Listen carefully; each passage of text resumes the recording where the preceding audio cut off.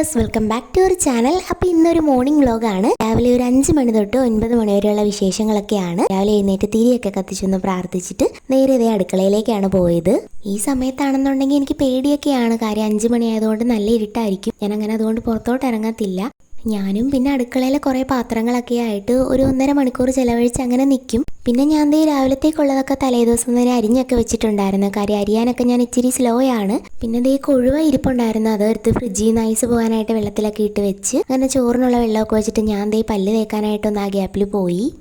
കാപ്പിയും ചോറും പിന്നെ പച്ചക്കറി ഐറ്റംസൊക്കെ ഞാൻ വെക്കും. മീൻ അമ്മ എഴുന്നേറ്റിട്ട് വെച്ചോളാന്ന് പറഞ്ഞായിരുന്നു. ഞാനാണെന്നുണ്ടെങ്കിൽ 5 മണിക്ക് എഴുന്നേറ്റെന്നാൽ എൻ്റെ മനസ്സിലൊരിതുണ്ട്, ഒരു 6:30 ആകുമ്പോൾ പണി എങ്ങനെയെങ്കിലുമൊക്കെ ഫുള്ള് തീർക്കണം.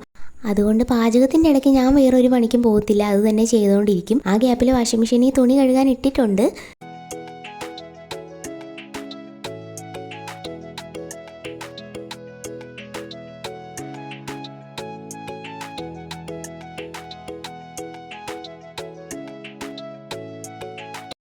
അങ്ങനെ പണിയൊക്കെ ഒതുങ്ങി കഴിഞ്ഞപ്പോഴത്തേക്ക് തലേ ദിവസം കഴുകി വെച്ച പാത്രം എല്ലായിടത്തും ഒതുക്കി വെച്ചിട്ട് പിന്നെ രാവിലെ വന്ന പാത്രങ്ങളെല്ലാം കഴുകി സിങ്ക് എല്ലാം അങ്ങ് ക്ലീൻ ആക്കിയിട്ട് എനിക്ക് പാചകം കഴിഞ്ഞ് അപ്പം തന്നെ എല്ലായിടം തുടച്ച് വൃത്തിയാക്കിയൊക്കെ ഇടുമ്പോൾ എനിക്കൊരു സമാധാനമാണ്. അങ്ങനെ ഒരു 6:30 6:45 ആയപ്പോഴത്തേക്ക് എൻ്റെ പണിയെല്ലാം കഴിഞ്ഞ് ചോറായി, ബീട്രൂട്ട് തോരൻ വെച്ച് പിന്നെ മീൻ വറുത്ത്, പിന്നെ അമ്മ അതിൻ്റെ ഇടയ്ക്ക് എഴുന്നേറ്റിട്ടുണ്ടായിരുന്നു. അപ്പോൾ അമ്മ മീൻ പീരയായിട്ടാണ് വെച്ചത്.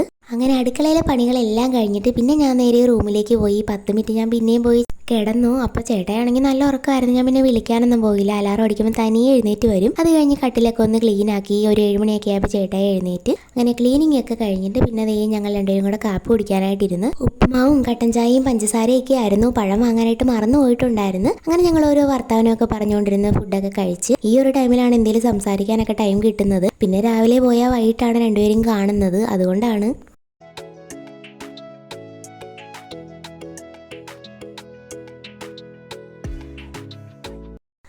അങ്ങനെ എല്ലാം കഴിഞ്ഞൊരു 7:30 ആകുമ്പോഴത്തേക്ക് ചേട്ടായി ജോലിക്ക് പോകാനായിട്ട് ഇറങ്ങി. ഇനി ഒരു 6:30 ആകുമ്പോഴത്തേക്ക് വരും വൈകിട്ട്. അങ്ങനെ ചേട്ടായിക്ക് ടാറ്റയും കൊടുത്ത് തിരിഞ്ഞു നോക്കിയപ്പോൾ ഒരാളാണെങ്കിൽ വരുന്നതും പോകുന്നതൊക്കെ നോക്കി ഇവിടെ സിറ്റ് ഔട്ടിൽ കിടപ്പുണ്ട്. ഇനി ഒരു പണിയും കൂടെ ബാക്കിയുണ്ട്. നേരത്തെ തുണി കഴുകിയെന്ന് പറഞ്ഞില്ലായിരുന്നു, അതപ്പോൾ ഡ്രയറിലൊക്കെ ഇട്ടിട്ട് അവിടെ കിടപ്പുണ്ട്. അതിനി കൊണ്ടുപോയി മുകളിൽ വിരിക്കണം.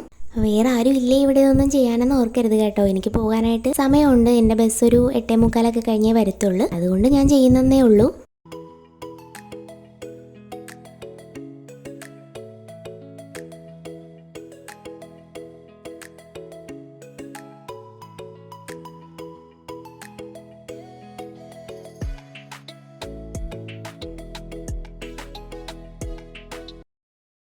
രാവിലത്തെ കലാപരിപാടികളെല്ലാം കഴിഞ്ഞ് കുളിച്ചിട്ടൊക്കെ വന്നിട്ടുണ്ട്. ഇനി ഓഫീസിലേക്ക് പോകാനുള്ള ഒരുക്കമാണ്.